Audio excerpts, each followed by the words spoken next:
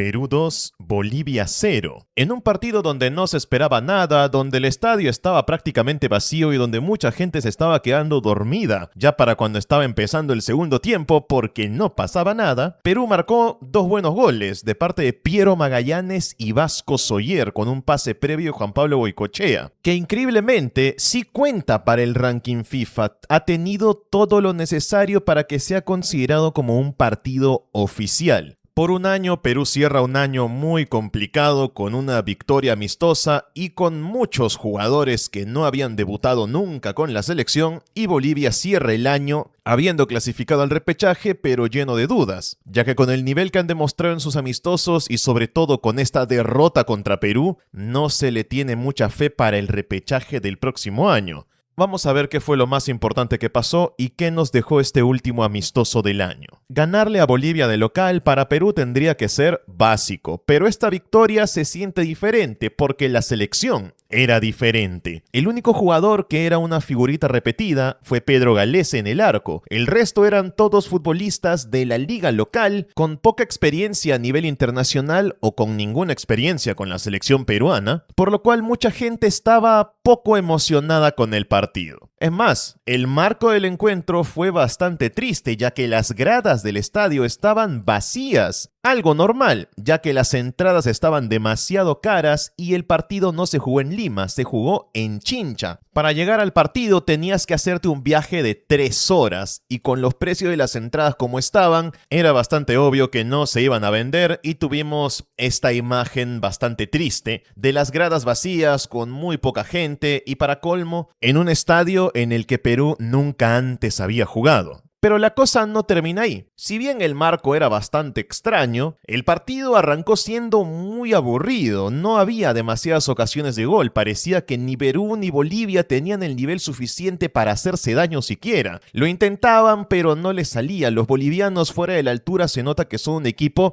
que no da para mucho más de lo que vimos aquí, por si acaso. Bolivia, cuando juegan a sus casi 4.000 metros de altura de locales, son una selección diferente. Llegan mucho mejor a los balones, rematan más, atacan mejor y sobre todo los rivales se cansan mucho antes que ellos. Pero cuando los traes a nivel del mar se convierten en un equipo de nivel bajo tirando para pésimo. Y esto no lo digo como una crítica a la selección boliviana, sino que lo hemos visto en casi toda la eliminatoria. No quita que hayan tenido un proyecto interesante y que hayan decidido confiar en futbolistas de la liga local, pero por lo que hemos visto en estos amistosos, en la pequeña gira que se hicieron por Europa y con este partido con el que cierran el año contra la selección alternativa número 3 de Perú, los resultados han sido muy malos.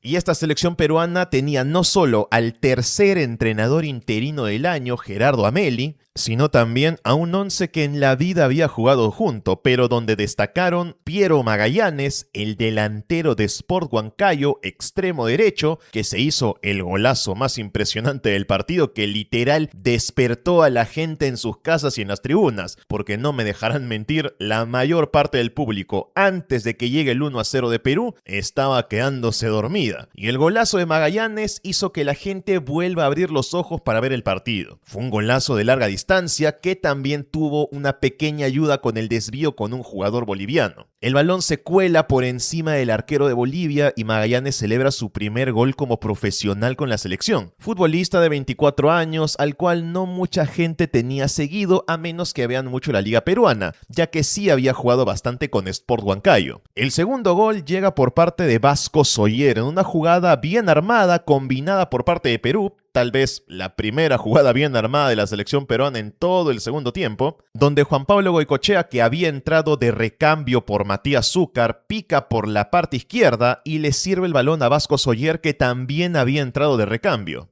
para que solo tenga que empujar un poco la pelota. Una jugada bien armada, triangulación básica, pero efectiva, que no se veía hace tiempo en la selección peruana. Obvio, tenemos que tomar en cuenta el nivel del rival, no estaban contra una selección poderosísima, pero se siente bien ver a Perú con la camiseta nacional hacer un gol bien hecho, con una jugada bien preparada y sobre todo limpia. Y créanme que no se ve eso muy seguido ya con Perú.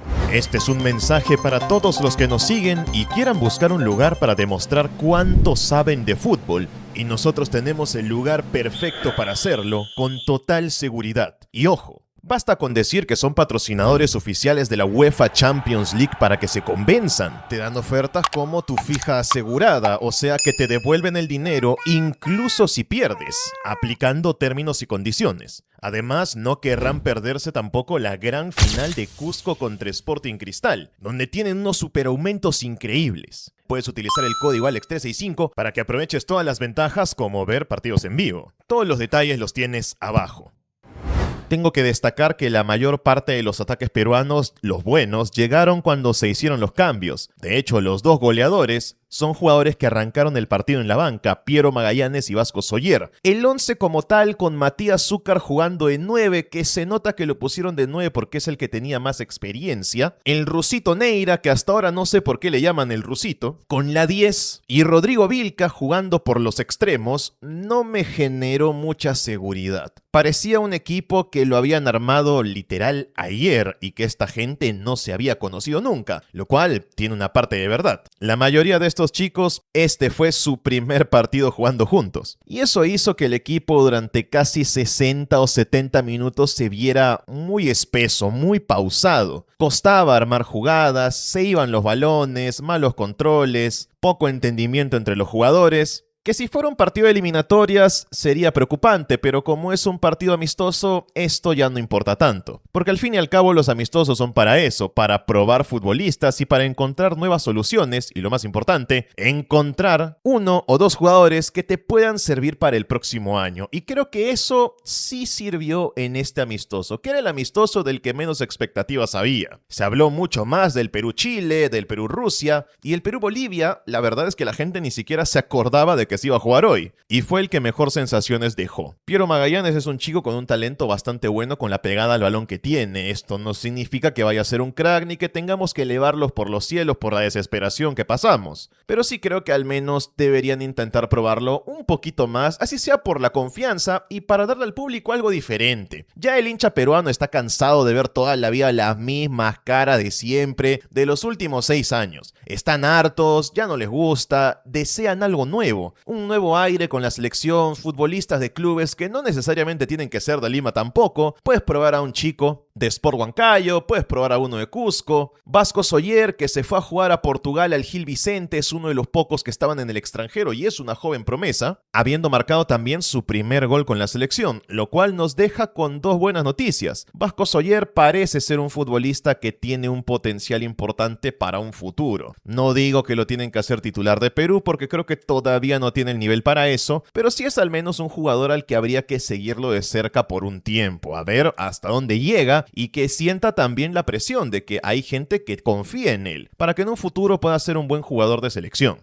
En este amistoso era obvio que no íbamos a encontrar un equipo nuevo, tampoco vamos a llegar al extremo de decir que ya este 11 que jugó y le ganó a Bolivia tiene que ser el 11 de las eliminatorias. Aunque la verdad, siendo sincero, si comparamos este 11, cómo jugaron y los goles que hicieron con los equipos titulares que había sacado Perú durante todo el año, donde estaban los que supuestamente son los buenos, los mejores, la verdad no encuentro mucha diferencia de nivel y hasta diría que esta selección al menos marcó goles y se animó a patear al arco. Tenemos que tomar en cuenta el contexto, es un partido amistoso, el rival era Bolivia fuera de la altura, no tenemos que dejar eso de lado que puede sonar un poco aguafiestas, pero es necesario. El partido servía para esto, no tanto para ganar, que siempre se siente bien ganar un partido, así sea amistoso en Chincha con Bolivia, sino para ver si hay un poquito de talento, alguien al menos que valga la pena en todo ese mundo que es el fútbol peruano. Porque en el último año o 2 años no hemos encontrado casi nada que valga la pena para la selección. Y los pocos jugadores que fuimos probando tuvieron muy poquitas oportunidades o no demostraron mucho. Y eso fue una gran decepción para muchos. Ahora tenemos que explicar algunas cosas. Este amistoso es de una selección que muy probablemente no vuelva a jugar junta, porque es un amistoso que fue organizado por la agremiación de futbolistas con permiso de la federación. La selección sigue siendo la de la federación Federación Peruana, pero en este partido los que tomaron decisiones de cómo armar el equipo y quién sería el entrenador fueron otros, ya no fue Lozano. Eso tampoco lo tenemos que olvidar. La agremiación probablemente no vuelva a administrar muchos partidos de la selección y si lo hacen será en contadas ocasiones. La mayoría los volverá a organizar la federación como ha sido toda la vida. Pero sí dejaron algunas notas importantes. Por ejemplo, durante la transmisión soltaron por ahí la información de que esta selección está pensando